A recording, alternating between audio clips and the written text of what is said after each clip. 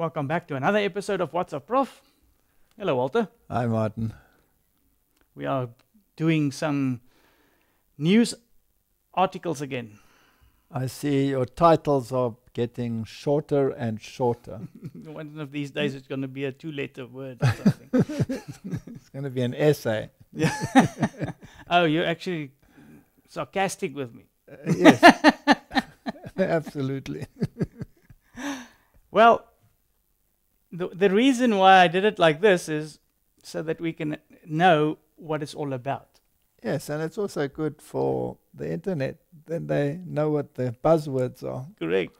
Okay. But before we get into this, we have to ask the Lord for help, that we can put this together the way He wants it. Okay. Our Heavenly Father, thank you for being there for us every day and every time that we can just lift up our heads and make everything known to you. We ask that you enlighten us with the Holy Spirit and that you guide us through this discussion. In Jesus' name, amen. Amen. You know, Martin, the Bible says it's a time such as never was. Now, I'm an old goat, but if you had told me 5 years ago, even 5 years ago, that this and this and this and this would all happen in the next 5 years, I would have said, you know, maybe 20, 30, 40, but not 5. Most of the things looks like we're living in a movie. Yes, we are in a movie. Mm-hmm. We are in a movie. Now, I'm so glad that we have this thing called time. Because sooner or later it's going to run out, right? I can't wait for the day where we don't have to have a watch anymore. We had a talk the other day at Sabbath school, and the question was, what is time? And there are scientists that say that, you know, it's a figment of the imagination, and others say you cannot define it. And I thought about it a little bit, and I thought, what is time? You know, if it's so hard to define, what is it? And I've come to the conclusion that it is an interpolation.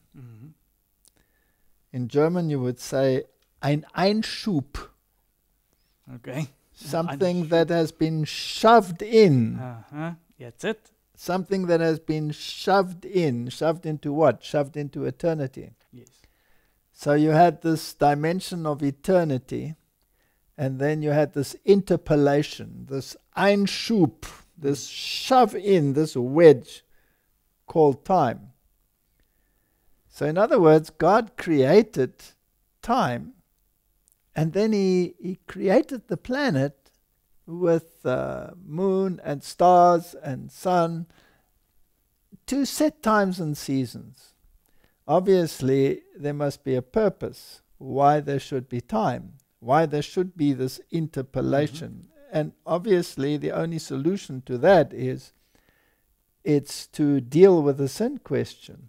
Exactly. You can't have a sin question in eternity because that would be eternal misery. So you have to have an Einschub. You have to have an interpolation. You have to say, okay, I'm going to interrupt eternity with a thing called time, and then I'll write a book about it. This is the book, Martin.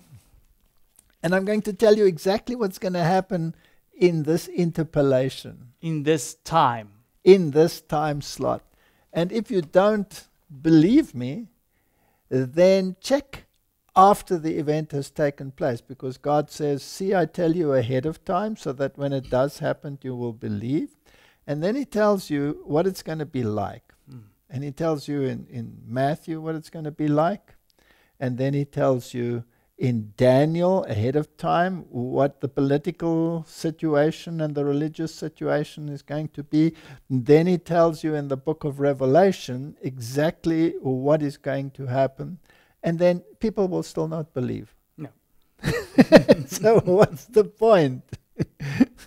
But thank God, not all. It is for those that will believe. Okay. So there will be a seed of Abraham that will have faith and will believe. Because after all, He told you ahead of time.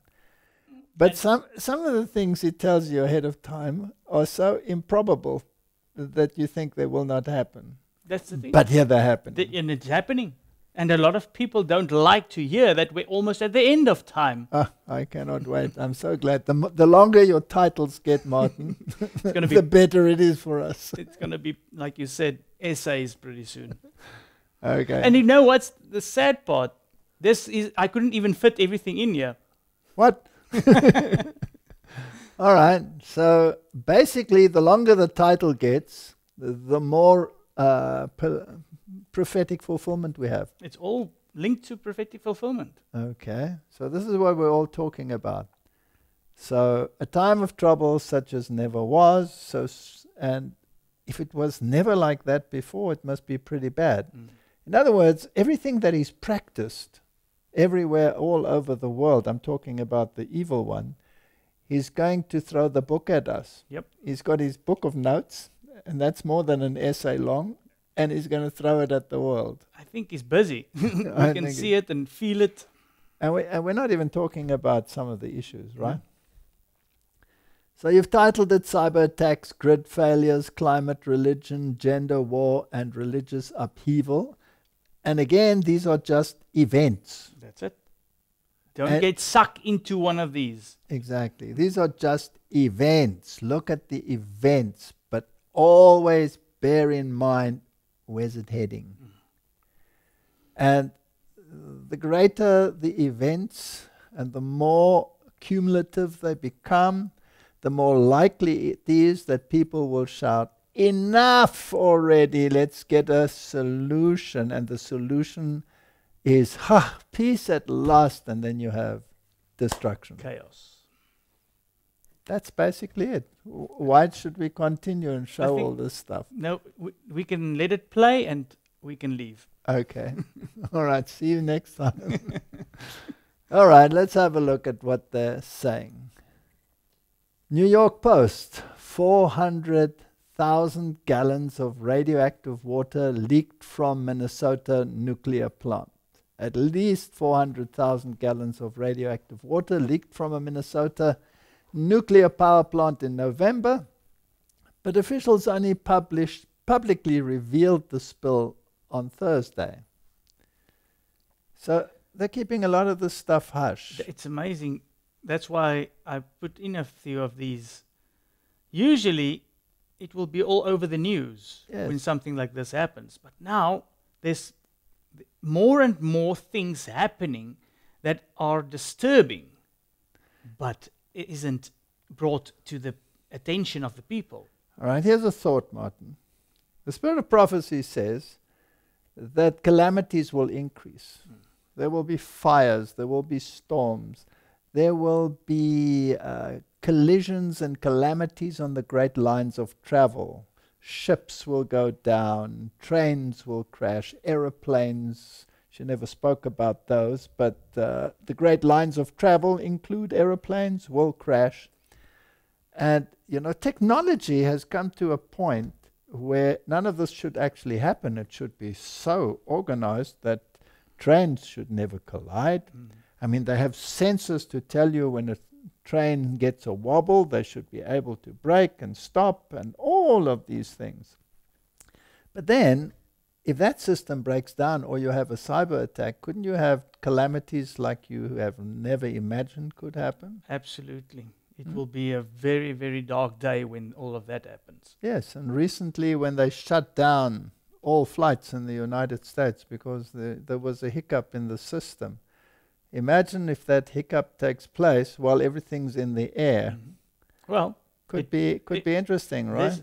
There's a lot of things that can cause huge problems, and it's very probable that it can happen. Okay, and then humanity thinks, all right, we'll solve the problem with AI, and AI will keep everything on the level, and then AI goes rogue, and then you really have a calamity. Exactly. So it could become a very interesting age, such as never was. You know what? And I'll just say it bluntly. I think this is upon us. It's not in the far distant future anymore. All right. Now, what if some of it is even fake, just to create fear? I think a lot of it will be fake. But unfortunately... some of it will be real. And it still doesn't matter because the outcome will be the same. All right. Now, whether it is the devil doing it or whether it is the destroying angel that does it, the outcome is the same. Same. All right. So we have these calamities. So while the energy company reported the leak of water containing tritium to state and federal authorities and the Nuclear Regulatory Commission last fall, state officials said they waited to tell the public until they had more information. How much information do you want before you warn people that they are exposed to radioactivity? Yeah, that's why I think it can be put another way. They rather wanted to keep silent to see if it can go away. So they had to decide what to do with this contaminated groundwater, how much leaked into the ground, before sharing the information. And then, Martin, you had this terrible train smash. Now, I know it's been reported on a lot and people have spoken about it. And the interesting thing is that the very events that took place are pretty disastrous, number one. Yeah. But almost like biblical prophecy, they were foretold in Jesuit theater. And the thing is, what happened here is it seems that there's no urgency to do the cleanup or to get people to safety. It seems as though almost like they want a calamity? That's the same with the previous slide of the nuclear waste. It's almost as if they want calamity to start happening. Okay. All right, let's have a look at the news and then we'll look at some other interesting information.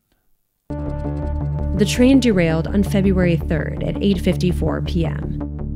It was carrying 20 cars of hazardous materials, including vinyl chloride, a highly flammable toxic gas that causes central nervous system problems and has been linked to a host of cancers. You have not evacuated. Please leave the area. In the days after the accident, Norfolk Southern worried the vinyl chloride could explode, so they did a controlled burn, potentially releasing phosgene, a gas used as a chemical warfare agent in World War I. Videos soon spread widely from residents, who were afraid and unsure of what they'd been exposed to.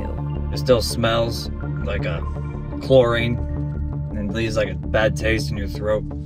Many reported rashes, sore throats, nausea, headaches, and respiratory problems, as well as seeing sick animals and water covered in a chemical sheen. There's no way that's safe.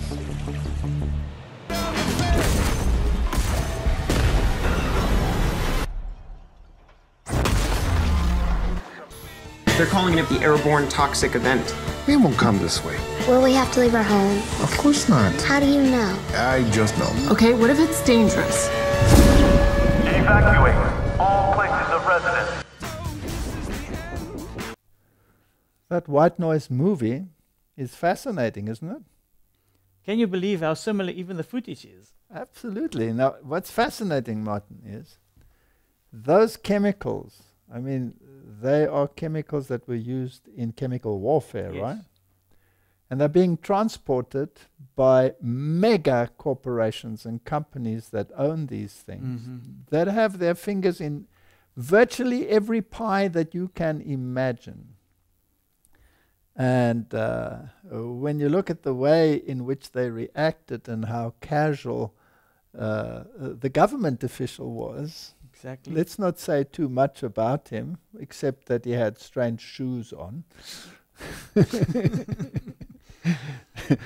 And this is very interesting, and that there are movies, and these companies are all affiliated and associated with the Vatican. Deeply. Deeply. And we'll, in a later video, show also how this same company or companies have got their fingers in the Ukraine situation.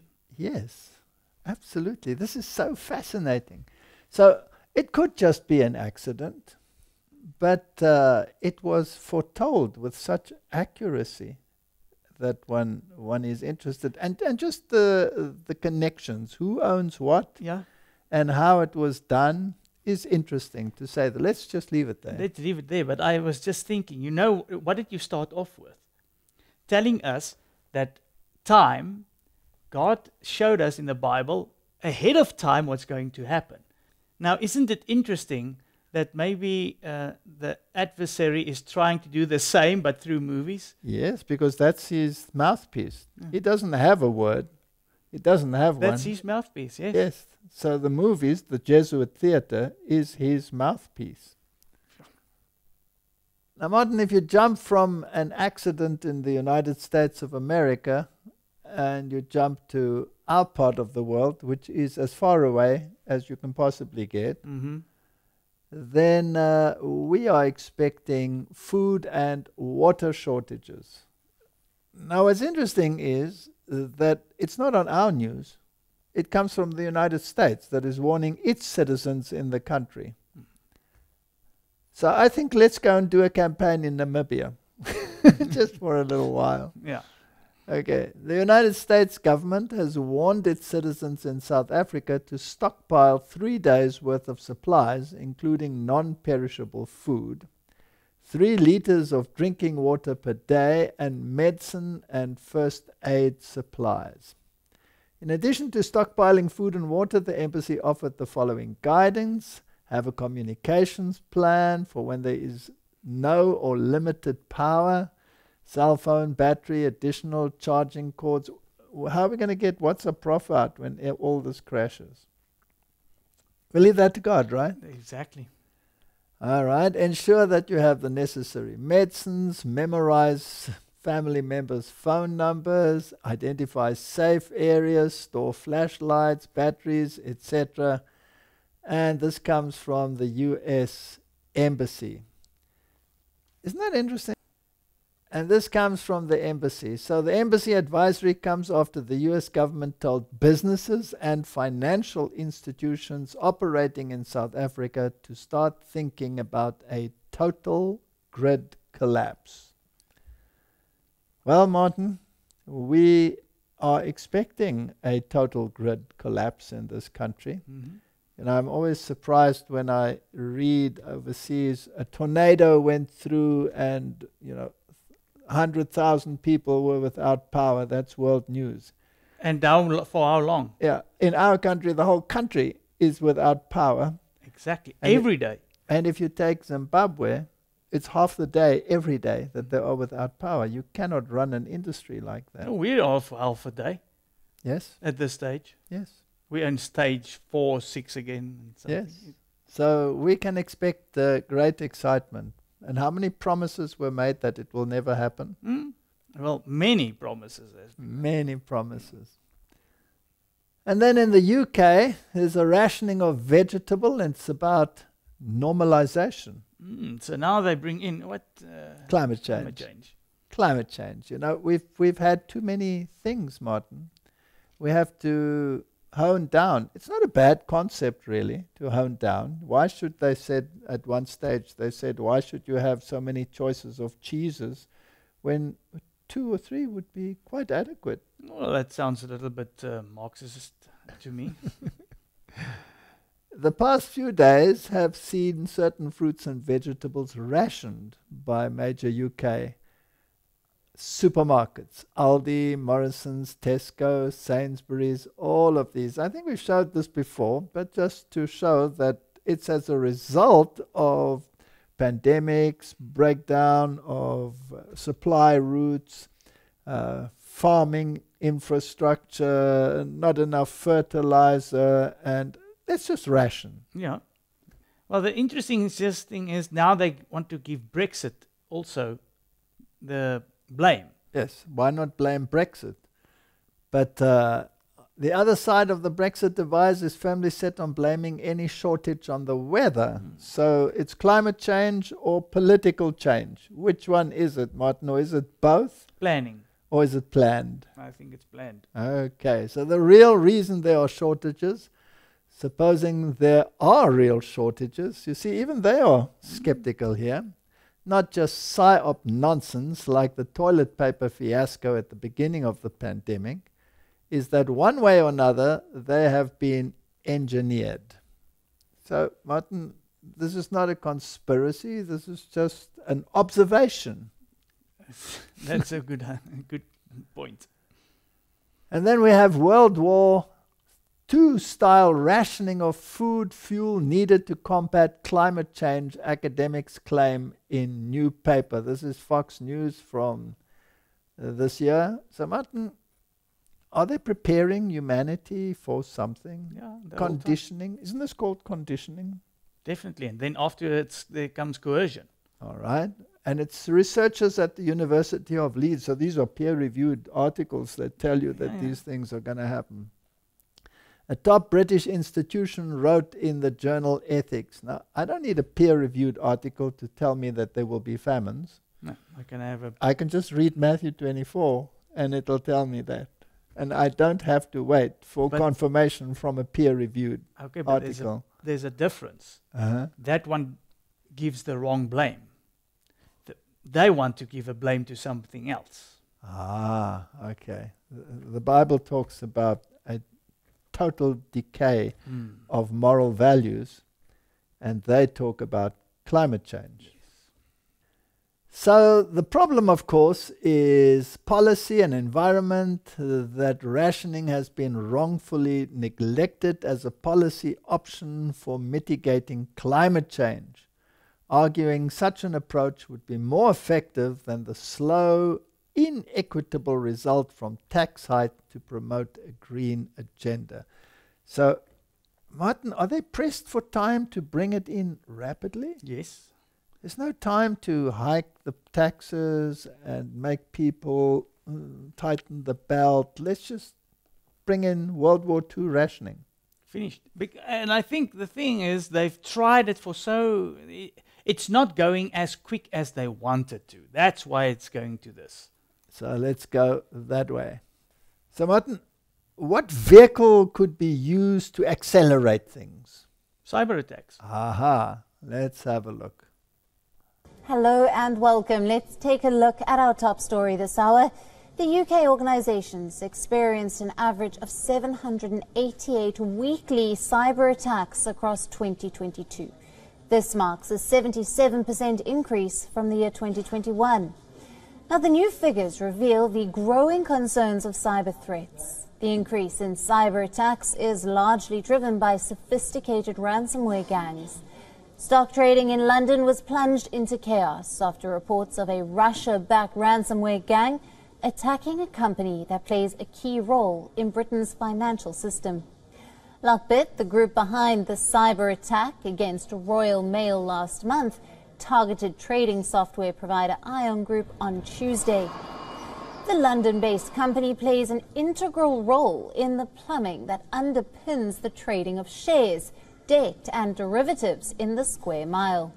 Ion said that 42 clients have been affected by the attack as it faced disruption in its cleared derivatives division.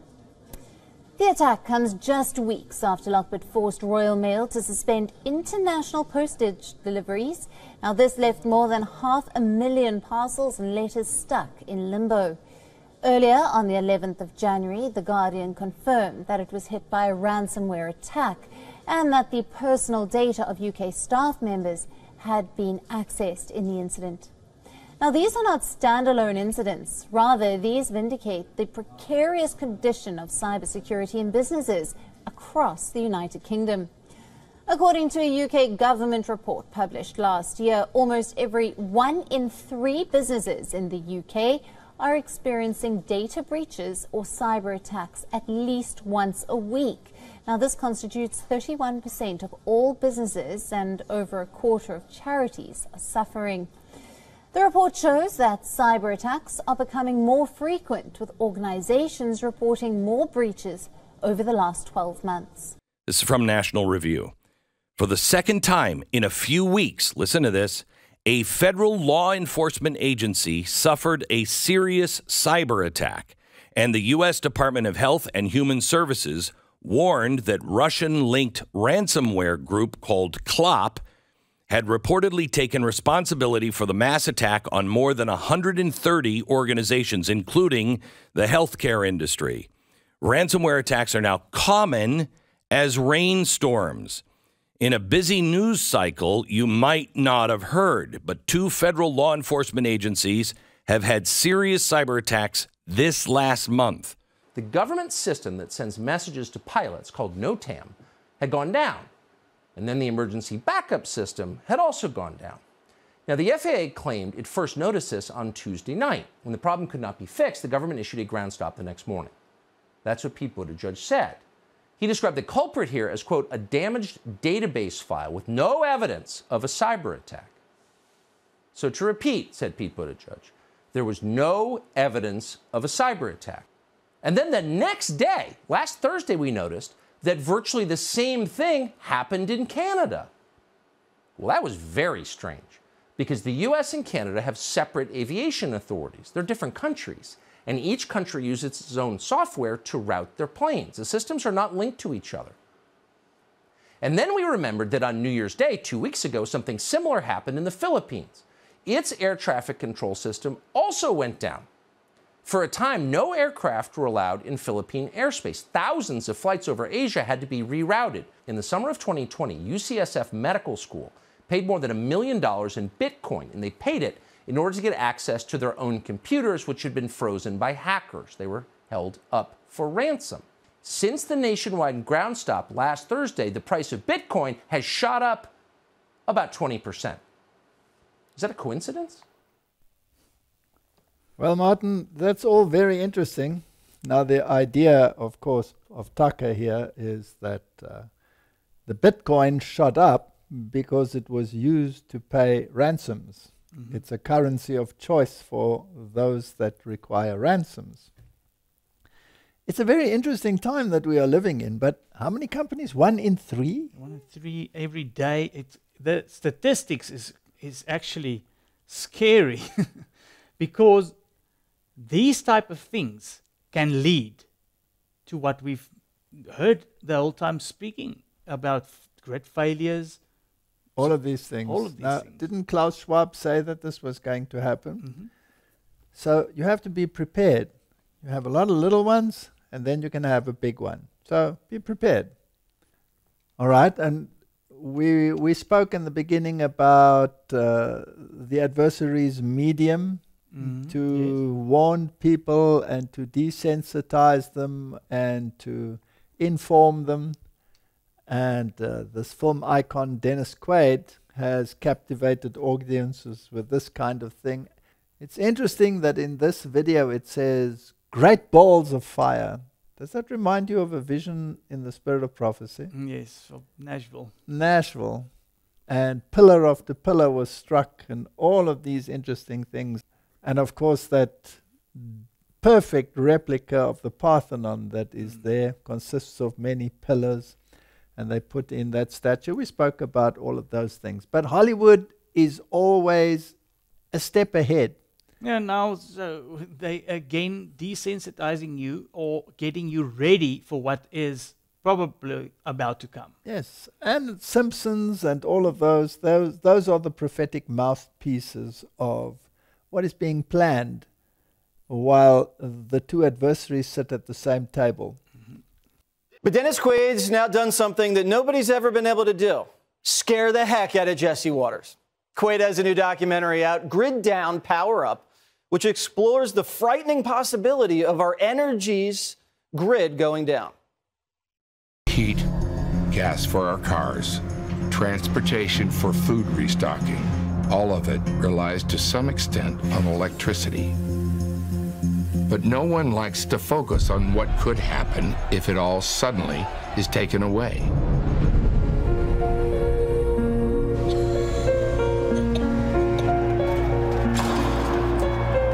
A nuclear explosion in the atmosphere above the United States could unleash a burst of invisible electrical energy that within a fraction of a second could wash over this country and overload all of our most sensitive electronic devices, including the nation's power grid. Just 30 days without electricity, it would take us back to 1880, and you wouldn't be able to get gas, you wouldn't be able to get food, You know, the police would stay home, take care of their own families. We'd be... There are plans for hurricanes, there are plans for snowstorms, there are plans for earthquakes. There is no plan for a cyber attack that would be infinitely longer in duration and more widespread than any of those natural disasters. This is something that if it does happen, it's going to make the COVID look like a kid's show. Wow. Well, Martin, that's nothing new. Yeah. Our other prophet, Klaus Schwab, already said that. And isn't it interesting that they have the same rhetoric?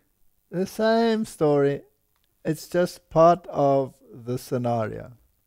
Now, the scary thing is, this probably can happen. Yes, let's say it probably will happen. I think so. So let's have a look in South Africa. Well, that's why in South Africa they sent out a letter, all the insurance companies, to their clients. You received one, yes, and I received one. Let's just show what it says. It says important information regarding your cover. The instability of South Africa's power supply, especially in recent times, has become a major concern across all sectors, including the insurance industry. It has become clear that the risk of a potential grid failure can no longer be ignored. One of the core principles of insurance is that the insured event should involve some amount of uncertainty. Grid failure can now no longer be considered uncertain or entirely unforeseeable. And this, combined with the consideration that such as the insurance market, has prompted us to reinforce and clarify the cover provided for losses resulting from grid failure in its policy terms and conditions. Yes, so basically what also happened, if you read it further in the document, they're not going to cover any loss for grid failure. And that's from the 1st of April. Yeah. So we're right there now, Martin. We're not covered anymore for grid failure. And, you know, with us, it's apparently, let's just say apparently, infrastructure collapse. But overseas, a cyber attack will do it as well. So, once again, however it happens, the outcome is the same. The outcome is exactly the same. Well, here's an interesting one by King David Studio. And I understand this gentleman is an Adventist. That's what I've heard. Well, let's see what he has to say. The catastrophe that we speak of is total darkness. Yes. Is total darkness a possibility? Absolutely. In South Africa? It's imminent. It's not even a possibility. It's imminent. Yeah, it's imminent. Listen, but it's equally avoidable, obviously. 100%. Yeah. It's avoidable. But at the rate this train is going, it doesn't look like we're going to avoid it.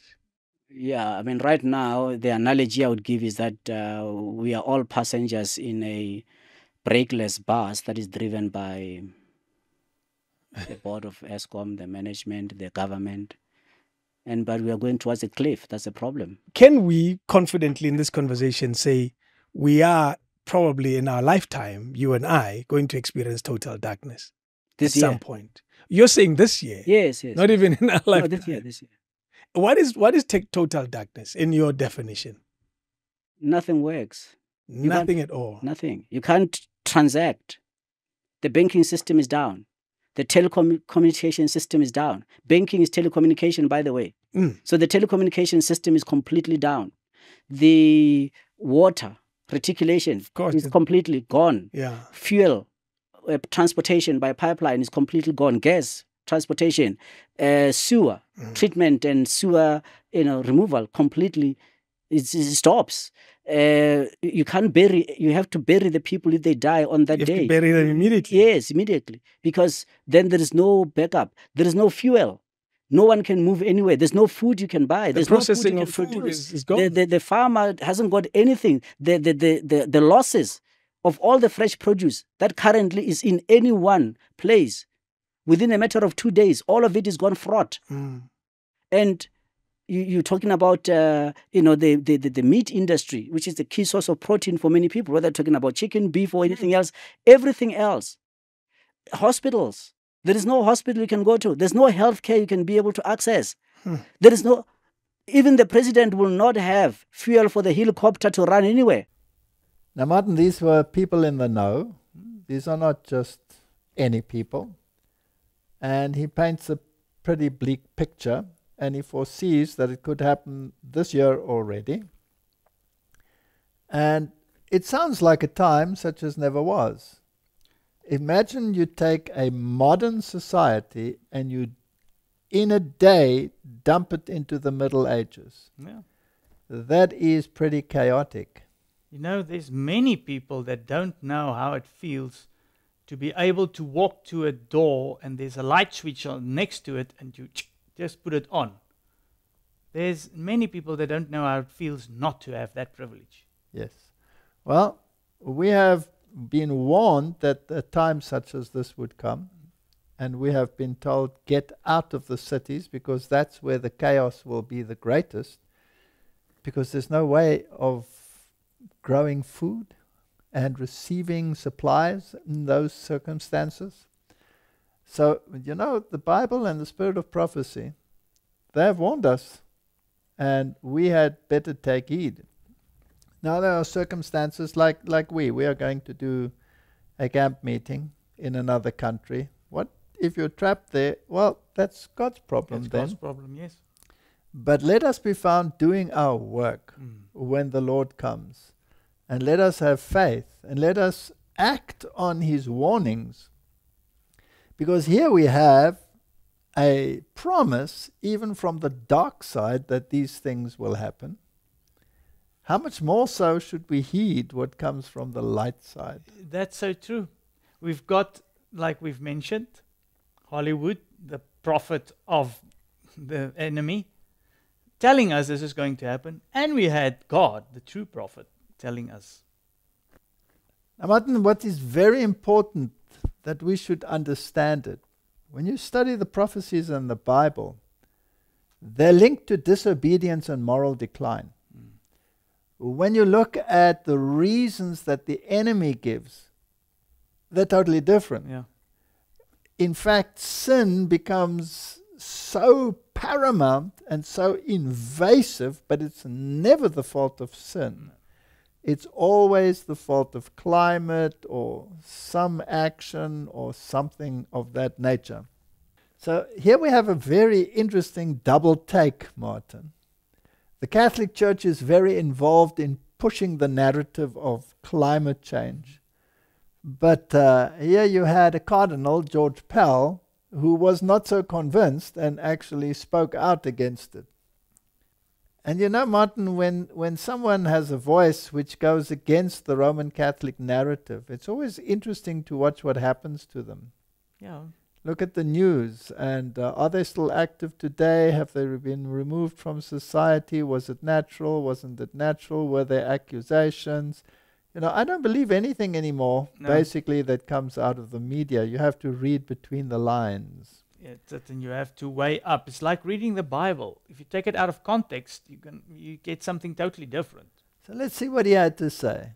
He saw climate science as a dangerous religious dogma.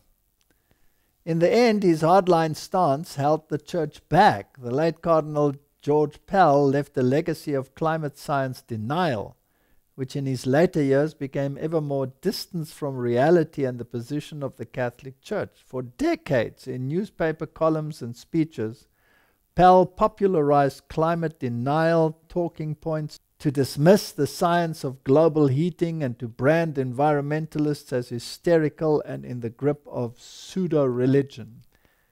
Well, that voice is gone, and the narrative continues. Yeah, and it's interesting how they downplay, how they make him, he's actually distant from reality. The news agencies always, if you are on this, they want to link it. If you are climate change denier, they want to link it to a mental problem. Yes, then you are mentally diseased.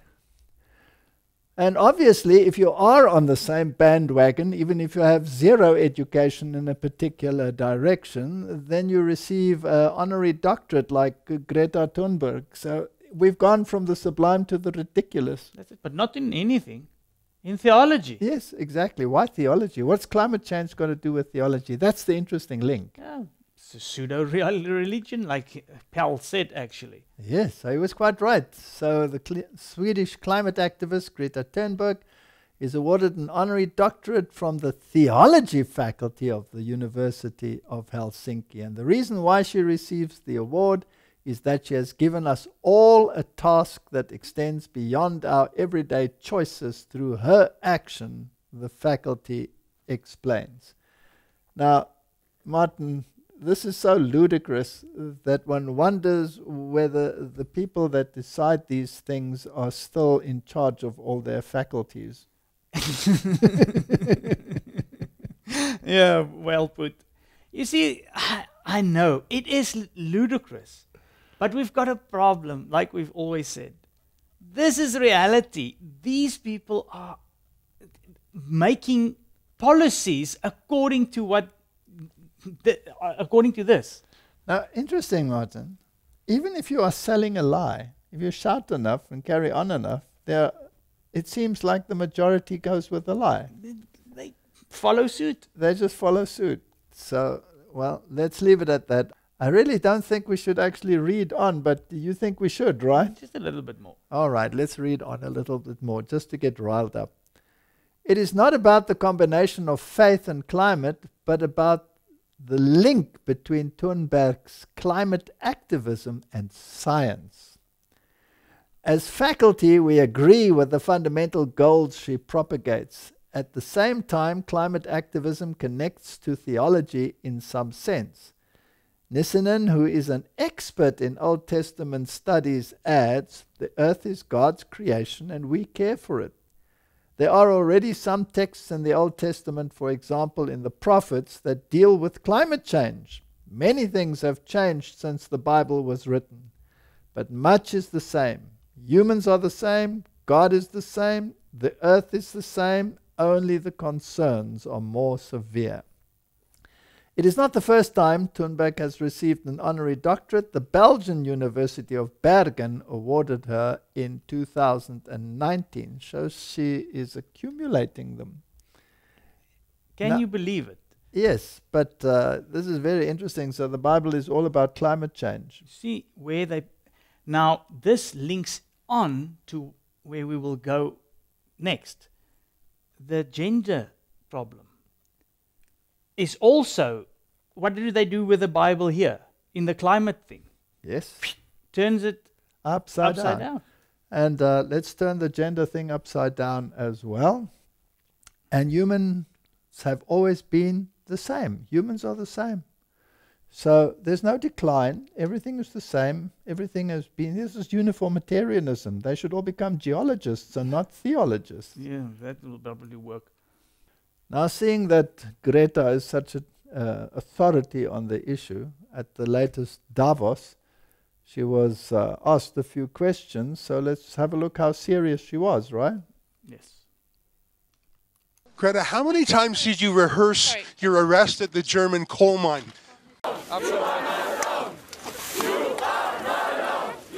So the police starts to bring the first persons to the identity check.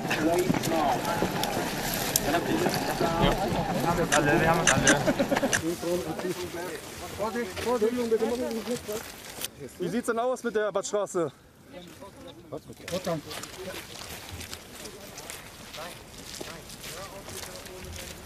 It's very likely that the German police and RWE fossil fuel company would stage an arrest. How many times were you arrested? Because you posed for it several times, didn't you? Sure. If you want to end fossil fuels, how did you get to Davos today? I came yesterday. I didn't come today. How did you travel here? Several trains. Several trains or planes? I took a private jet, of course. Took a private jet? Yes. I mean, you laugh about this, but surely if it's such a big issue, it's surely no laughing matter. I mean, this is an opportunity for you to try and get people who don't agree with your message to try and see it from your side of the view and to maybe change their ways, surely? Yeah, I wish I could tell that to myself sometimes to take things more seriously, but you know, a young person, I tend to laugh at most things. All right, seeing that she got a theological degree, we now have confirmation by the theologians that climate change is a theology, that it is a faith. That's it. They have confirmed it for us very kindly. And let's see how far this is going when it comes to other sectors like the United States and Joe Biden's ideas. Do we have a redefining of sin? Yes. Which one of the 10 commandments deals exactly with climate change? Not one of them. Oh, all right. So if that was the definition of sin in the Bible, we need a new one. And we saw that they wrote them on tables of stone. Exactly. So obviously they do think that climate issues are the new sins. And the Pope is fully behind it. But then he's always been behind changing the law. It's that's his forte. He's very involved in that. It's interesting, like you mentioned now, so Greta and the theology honorary degree that she's just received, or doctorate, and this proves that this is actually a religion. So this religion has to have rules. Yes, all religions have rules. Let's have a look. That's what climate change is about. It is literally, not figuratively, a clear and present danger. The health of our citizens and our communities is literally at stake. The UN's leading international climate scientists call the latest climate report nothing less than, quote, code red for humanity. Let me say it again. Code red for humanity. And making the largest investment ever, $2.3 billion to help communities across the country build infrastructure that's designed to withstand the full range of disasters we've been seeing up to today. Extreme heat, drought, flooding, hurricanes, tornadoes. Consistent with the President's executive order on tackling the climate crisis at home and abroad, we are issuing a comprehensive environmental justice enforcement strategy. Communities of color, indigenous communities, and low-income communities often bear the brunt of the harm caused by environmental crime, pollution, and climate change. So, of course, there's no science or data behind any of those claims. They're political slogans. They're completely made up. They're not real. But it's happening anyway. So we're directing natural disaster aid on the basis of skin color. Decades ago, it used to be 1 or 2 a season would happen. Now with climate change and these extreme warm waters, it's almost, it's happening all the time. This storm, in a way, is kind of bad news for the people that are still trying to deny climate change as a factor. Florida Republicans deny climate change as a monster storm barrels towards the coast. This will be a first-time test for how you adapt to these new, stronger storms on a warmer planet as a result of climate change. The threat exacerbated, of course, by climate change. Charleston, like Miami, gets water that comes up on a good sunny day. That's climate change because water levels are rising. Our Earth is getting warmer, and there is just no doubt, I think, left that it is feeding these beasts. Turns out people keep track of hurricanes. There are lists of hurricanes, so we know there has been no increase in hurricane frequency in the United States from 1900 to 2020, 120 years. In fact, the number of hurricanes has actually declined over the last century. And in that same period, deaths from hurricanes, other natural disasters, have dropped by 90%. 20 years ago, before he died, Michael Crichton delivered a talk in San Francisco about the climate crisis. And he described climate activism in that speech as the religion, not a political movement, a religion for urban atheists, for people who rejected every aspect of Judaism and Christianity. Climate activists had, without saying so out loud, created a religion. All the features you would recognize in any conventional religion. They had their Eden, which would be the world before the settlers arrived. They would have their original sin, because every religion has that. In their case, it would be the Industrial Revolution. And because of that original sin, they believed a rapture was coming, an end of times. And in their telling, the end of times was climate catastrophe. So the only way to save yourself from this rapture, from this end of times, was to renounce your energy sins and embrace climate activism. So Crichton identified this as a sign that religious beliefs are inherent. Everyone has them, even atheists. You may not worship God, but you're going to worship something, and that's true. Thousands of protesters took to the streets of Oxford to express their opposition to the WEF's 15-minute city agenda. Under the scheme, drivers will have to obtain government passes to travel through certain areas, and if they exceed their ration limit, networks of licence plate scanning surveillance cameras will zap them with fines. The council calls it traffic calming, but it looks an awful lot like a de facto climate lockdown and population control. I could stand here and say more or less what other people are going to say about the effect of these 15-minute neighbourhoods, soon to become digital ID facial recognition zones. Let's say my friend lives in Zone 3 and I'm in Zone 1. If, for example, I went to my friend's house in Zone 3, my parents normally come and pick me up in their car. It only takes 10 minutes. So does that mean that they would have to go round the ring road and back into town again? If my mum or dad had to drive round the ring road, it would take 30 minutes, causing much more pollution and leaving a much bigger carbon footprint. They will say, you can walk home. Would that be safe for me to walk home? Me as a 12-year-old walking home in the dark alone. Is that really going to be safe? Then they will say, oh, don't worry about that. We've already thought of that. You'll be safe. We will have 1,000 cameras on the streets following you and tracking you all the way home. Oh, just remember, it's for your safety. If it weren't real, it would be funny, hey? It is true. It is. If you know what? Because people would say, why are you laughing? Because if you know what the Bible is telling you, this is actually laughable. It's a joke, yes. It's a joke. It's a joke. You know, Martin, perhaps we should feel sorry for these people. In the old days, you had Houdinis, and they were contortionists. In these days, we have these people, and they are distortionists. Yeah. They distort everything. And bottom line, what we're trying to show is that it's a religion. It's a religion, and it's active, and it's not going away. We've been saying this for 3, 4, 5, 10 years. It's not going away. This will be the glue for the end. All right. Now, if there's only one true religion, and that's the biblical religion, then by definition, this must be a false religion. Correct. And if it is a false religion, would you want to act upon it? Would you like to be sucked into it? No. No. I want to watch it like a movie and see how it runs itself against the wall. It's not that it's not going to affect us. Oh, it's going to affect us for sure. For sure. All of this will definitely affect us. Didn't the test run affect us? Definitely. You see, so the thing is, we should not get sucked into it because it will affect us. But if we get sucked into it, we're going to get discouraged. All right. Now, if we know where it's heading, and the Bible tells us where it's heading, then we can make some contingency plans, but there will come a point when we'll be totally reliant upon God. True.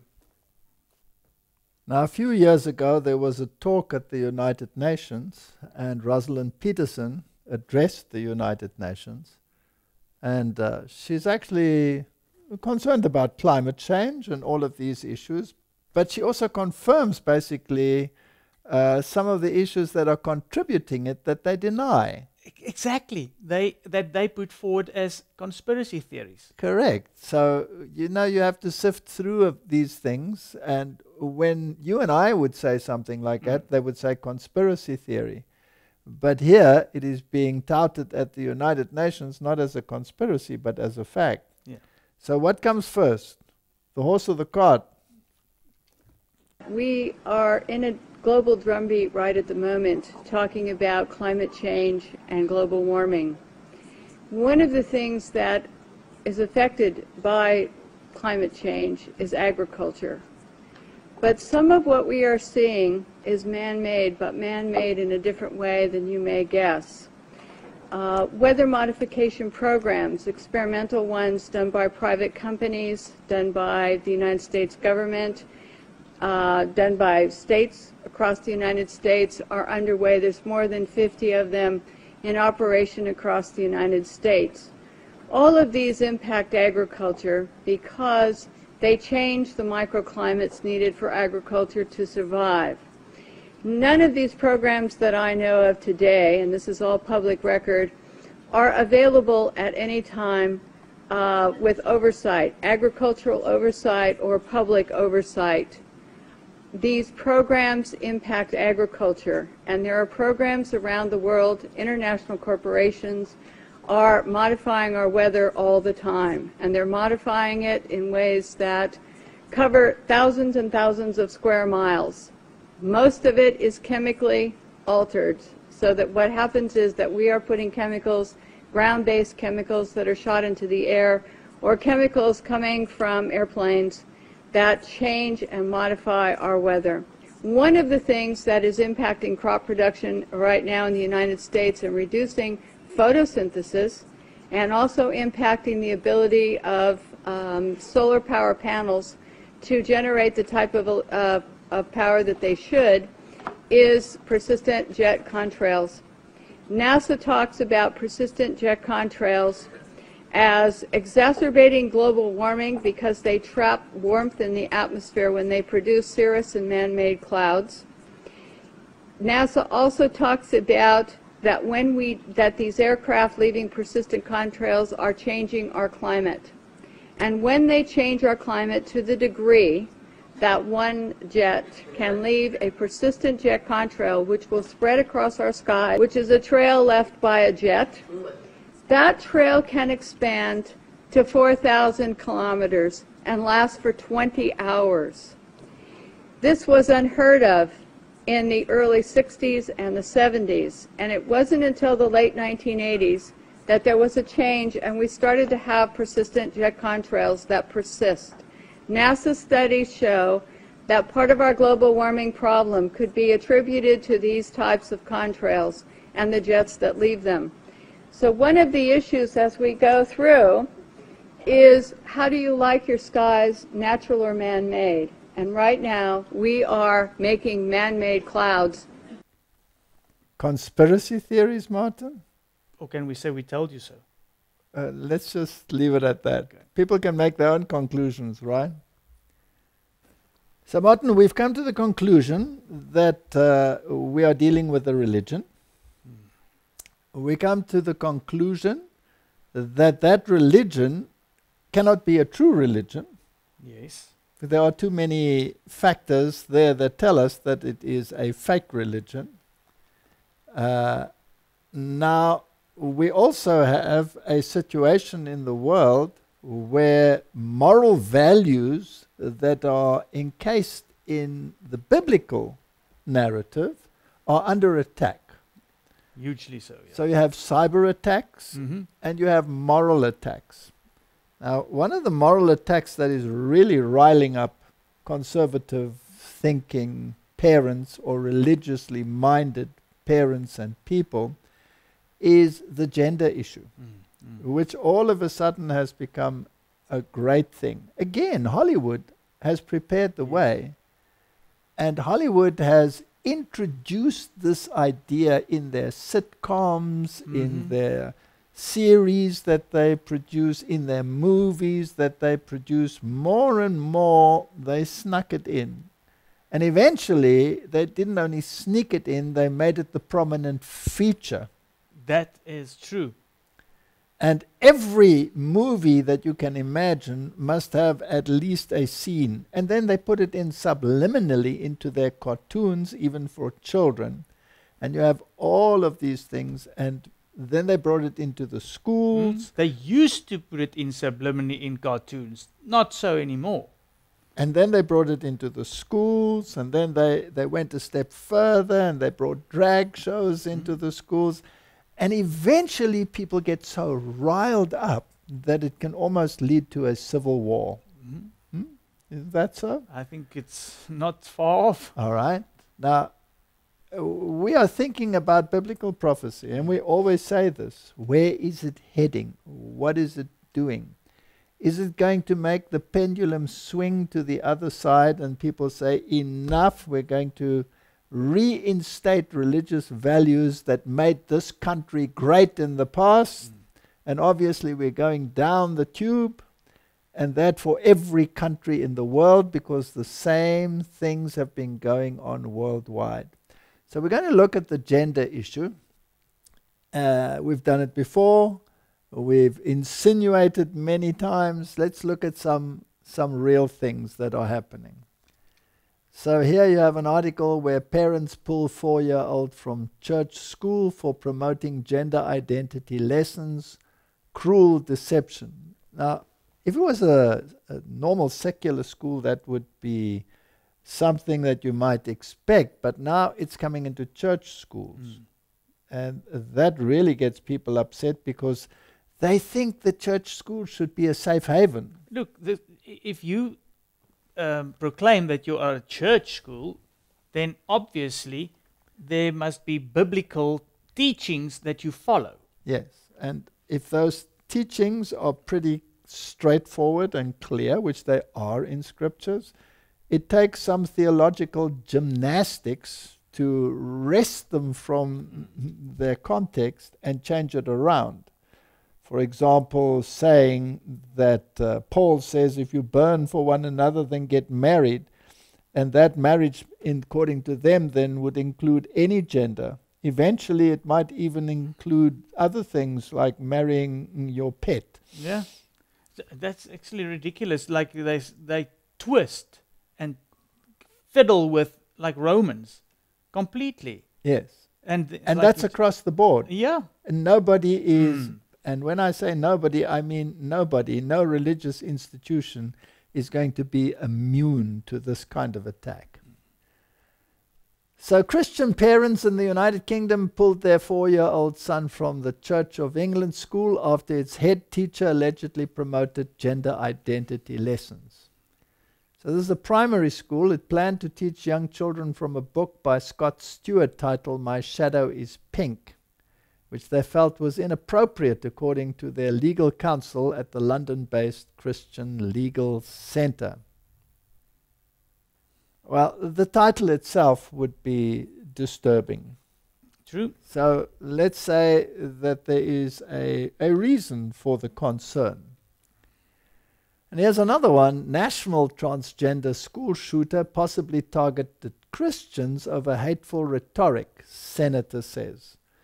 So now it's becoming a hate crime against Christianity. Now Christians will start getting riled up. Now what if, in a flash, it can go so far that people climb onto the bandwagon, which we said we should first observe before we climb onto a bandwagon, because we want to know where's the bandwagon heading. And then we see they're going to go and enforce the moral values as they were, and then inadvertently, without knowing, they actually enforce papal values. Yes. And not biblical values. And then a little voice goes up when finally humanity has unified on moral values, and it doesn't stay within Christianity, because I'm sure Islam will climb onto the bandwagon as well, and other religions will climb onto the bandwagon as well, and then they will unite on something that is common to them. Let's bring God back into society, whoever that God is and whatever system we're talking about. Like Rick Warren said, it doesn't matter what makes you do good, as long as you do good. As long as you do good. How about giving God some more time? How about an enforced day of rest, which they're talking about? And then we will have a loud cry going out against that which is called the loud cry warning against the mark of the beast. And then you have everybody finally united, and here is an irritating voice saying that you are not doing the right thing, you're not working according to the biblical principle, but because all the other religions are involved and they're happy to go along with this, you're going to be the pariah. You're going to be the dog in the story. And eventually, instead of the hatred being focused on everything that is wrong, couldn't it just turn against that moral little voice? I'm sure that some of these people that are here being condemned will add their voice and shout down those that bring the loud cry. Definitely. It's the same. The Jews said it's better for one man to suffer than for the whole nation. this will be, it's better that this little group suffers. This irritating little group. It's standing in the way of our moral unity. This is very interesting. So the Nashville school shooting should be investigated as a hate crime since the transgender shooter intentionally targeted Christians. Senator Josh Hawley told Fox News on Tuesday. The Trans Resistance Network, a trans activist group, said the transgender shooter felt no other effective way to be seen than by killing 6 people at a private Presbyterian school. This is fascinating.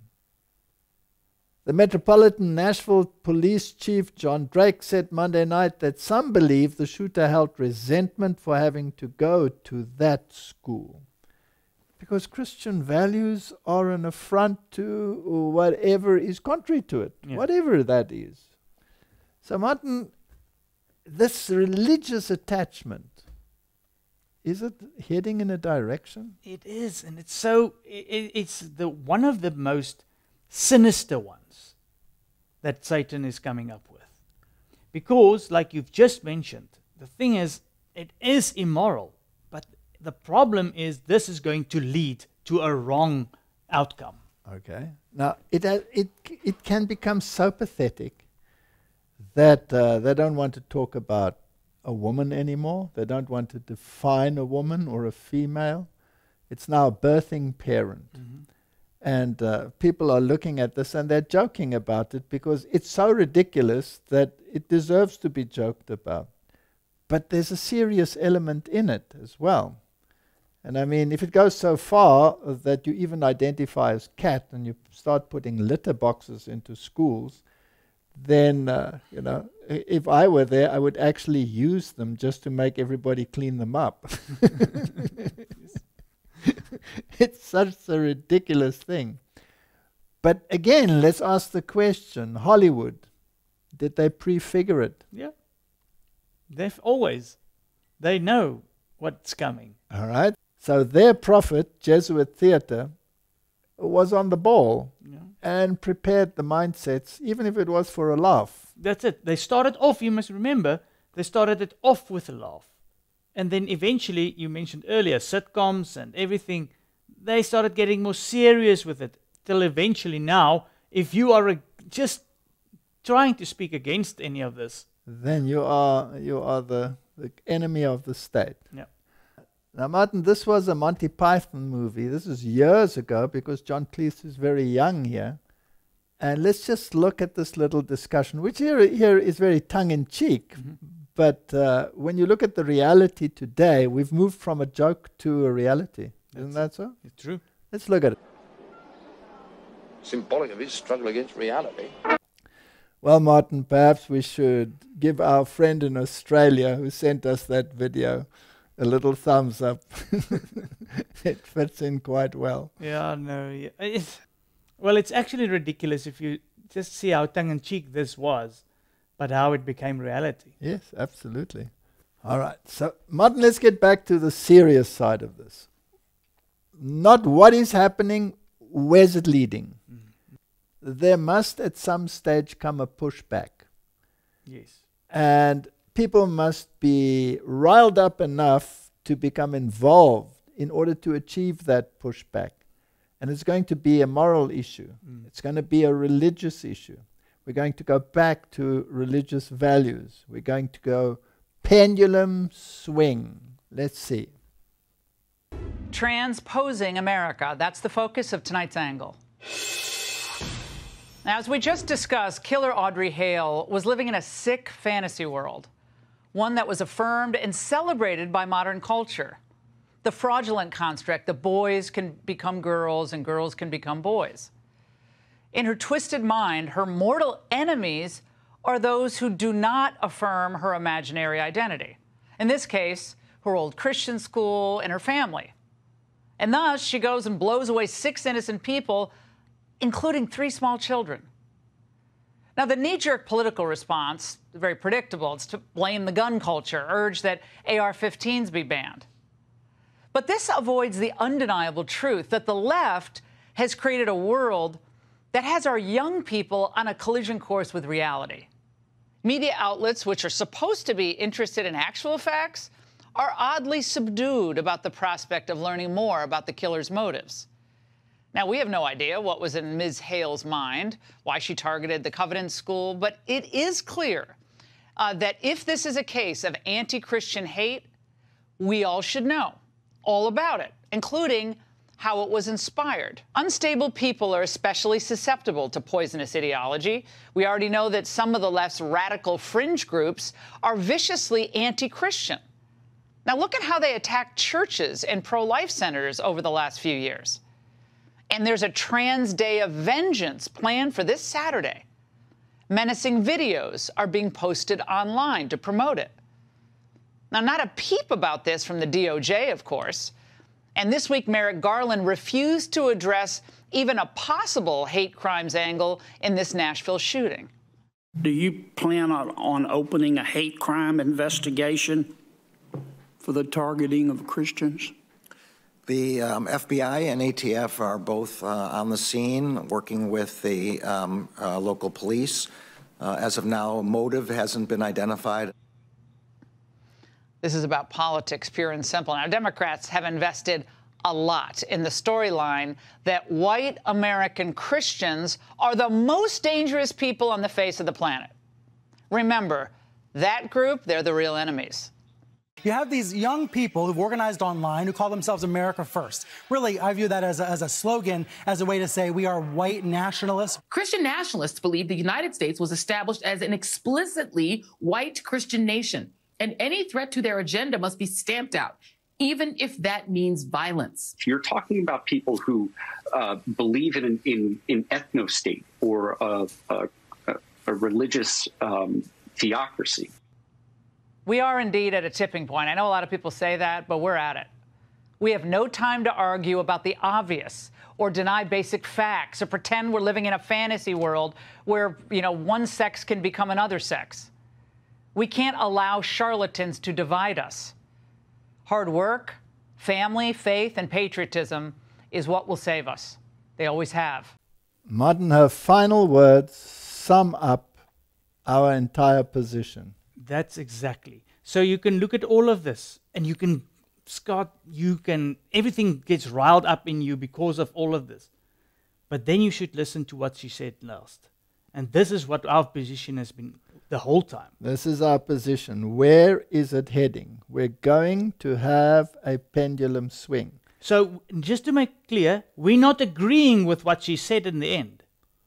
We're just saying that this is going to swing the pendulum because patriotism and all of this is going to lead to the demise of somebody else. Yes. And that is what we're saying. This is proving that the pendulum is going to swing. I'm not going to disagree with you, but I'm going to say that we're not against setting right moral issues. No, that's the thing. Yeah. So even church organizations would say, finally, at last, moral issues are being addressed and humanity is moving in the right direction. But again, let's reiterate, if there is an injection of poison in the moral compass, then it's going to lead to perdition. Yes. And there is an injection of poison in the moral compass because it is following changed rules. And the Bible clearly says, here are they that keep the commandments of God and hold to the testimony. And those that keep the commandments and have the faith of Jesus. Yes. So this will come into clash. So the final clash will be between two religious systems. And the whole world will be involved. Now, who could write so brilliant a script? We're watching a movie, right? That's for sure. And we're asking ourselves, who can write so brilliant a script? Only the devil can achieve that. Because even the actors don't know what's going on. Yes, that's the thing. So most of the people, even the news anchor, is probably sucked in. Yes. And is caught up in this. And we agree, it is ludicrous of what all this immorality. And he's got it covered at every base. He's created over the time this interposition, this Einschub, as I said. He has created all of these religious systems that have been warring against each other for how knows how long. Now he's got them to the point where they are unified and building joint centers and Abrahamic religion and signing documents, and the man in white is very busy. And he's the one running, the man in white, behind the scenes, Jesuit theater, Hollywood. And then between all of this, now he's addressing all of these issues. And now you can't say, excuse me, you have to separate from that religion because it's not in harmony with the Bible, because you've just got them all together. And if somebody talks against this, they're going to be the enemy. And now you have the moral issue coming right, and somebody wants to say, excuse me, there's something wrong. These people are going to get very riled up. Yep. Can you see the time of trouble coming? It's already on the precipice. So, Martin, are they already asking for legislation to correct the moral compass? Yes. Let's just look at this one. Newsmax, Tennessee House advances bill criminalizing drag shows. We don't have to go into the details of this one.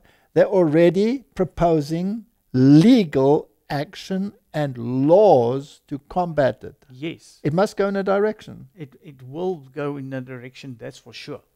So the transgender agenda will shake humanity. It is shaking humanity. I want to predict it's going to shake every single denomination, and is already shaking every single denomination. We have to make sure that we know our Bibles, that we know what God wants, and that our life comes into harmony with His will. For sure. And there are many sins, not just sins against the 7th commandment. There are 10 commandments, and they're very broad. They cover every aspect of humanity. We have to examine ourselves on every single one of them, whether we are in harmony with God or not. And if there is a transgression in terms of the 6th commandment in your mind, or the 8th, or the 9th, or the 10th commandment, or the 1st, the 2nd, the 3rd, the 4th, the 5th, then we have to get our lives into harmony with God. Exactly. Including anything that's wrong in the 7th. Yes. Yes. You can't exclude that one and say you were born that way. No. No. He created you male and female. So Little Light Studio put together a very interesting one, of which we take a few excerpts and just see what they came up with. Transgendered bathrooms have come out of nowhere. The next stop on this train is pedophilia. I guarantee it. Guaranteed. In fact, he guarantees it so much he will commit pedophilia just to make sure that this happens. I mean, the guy is an absolute moron, a legendary moron. I guarantee you pedophilia is next.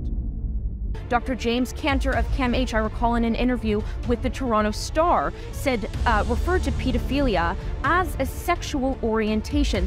Like every other sexual orientation, pedophilia can have different characteristics. Anyone could be born a pedophile. We should accept that pedophiles are people who have not chosen their sexuality. We should accept that pedophilia is a sexual preference. Statistics indicate that there will be 1 or 2 of you who are struggling with some form of pedophilic interest. But the problem is, these people can't talk about their feelings because they know that they will be hated for it. However, it doesn't make sense. And that's because we're talking about biology. We're talking about a sexual orientation.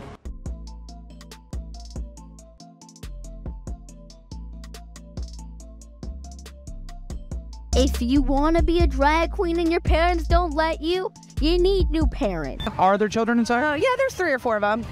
But these girls are all fully clothed. This is a PG performance. Like, it's family friendly. Actually, one doesn't even want to show it No, but just to make people realize that we're not dealing with figments of the imagination, but with realities. It's a very sick world we're living in. And no wonder God put a limit to the interpolation, to time, which is called time. Exactly. Now, just that alone, Martin, doesn't it tell you that time is running out? Didn't God have to make an end to it once before? Yes, more than once. Actually, yes. More than once. Okay. Now, Martin, if the transgender movement is riling up Christians, don't the Christians need a champion? Yes. They need the hero that will come and sort this all out. All right. Now, if I may guess, or why me? Why don't you guess who could that hero be? Maybe the Pope. Isn't the wound going to be healed? Yep. Isn't the whole world going to wander after him? Mm-hmm. So I wonder what his position would be. What do you think his position would be? He will be against it, and then sometimes allow it. Yeah, he speaks some obscure language. Double talk. But for the sake of attracting the masses to him, yes, he would have to speak against it, right? And to swing the pendulum. To swing the pendulum. Let's see what he says.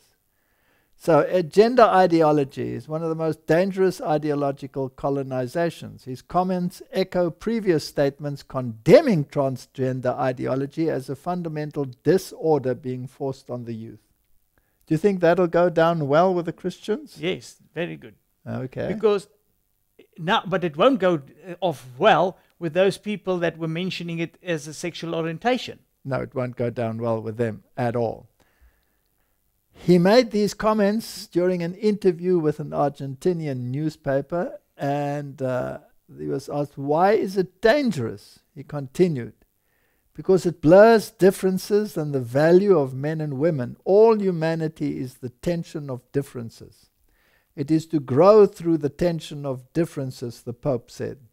The question of gender is diluting the differences and making the world the same, all dull, all alike, and that is contrary to human vocation. So he's saying the right words, but in the same breath, he speaks well or condones certain actions which are clearly anti-biblical. Yes.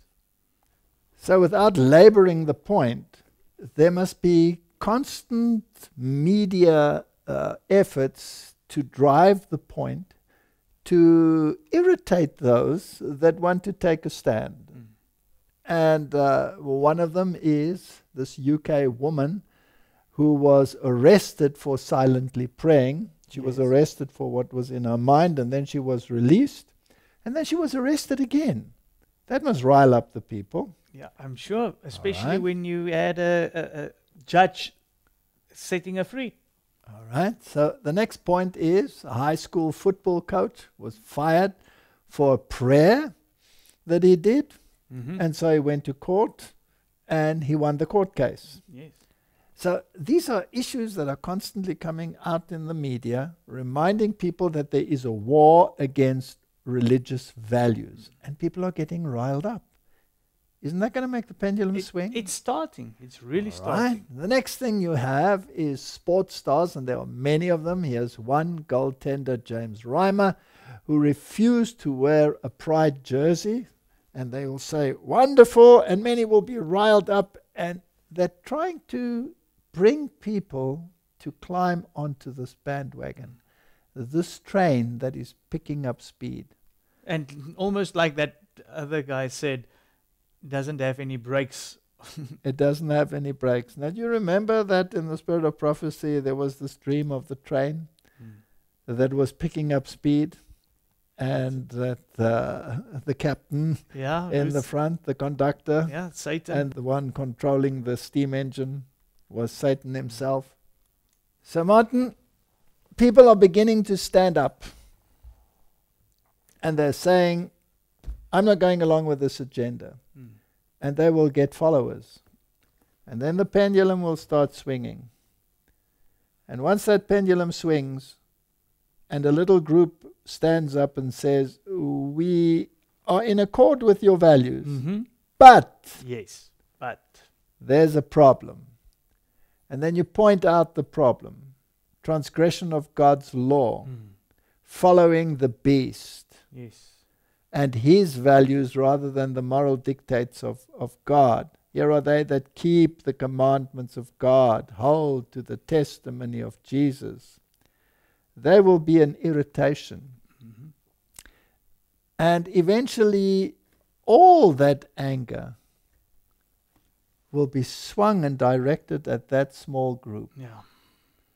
So Martin, may God help us as we face this certain future together. Amen. Let's pray.